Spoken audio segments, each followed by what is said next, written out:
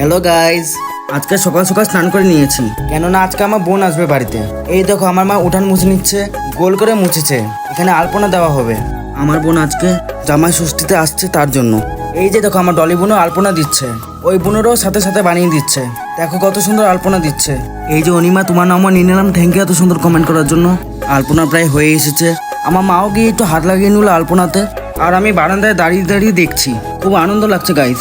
এই যে দেখো আলপনা কমপ্লিট হয়ে গেছে, দেখো কত সুন্দর লাগছে। ওই যে গেটের সামনে একটু আলপনা দিয়েছে। এই যে সুমি, তোমার নামও নিয়ে নিলাম, থ্যাংক ইউ এত সুন্দর কমেন্ট করার জন্য।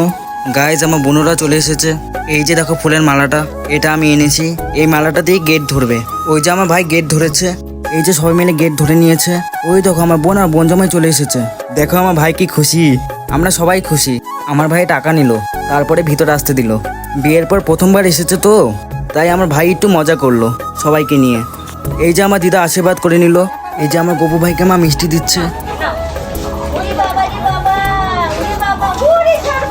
আমার গপু ভাই কিন্তু খুব কিউট, তাই না?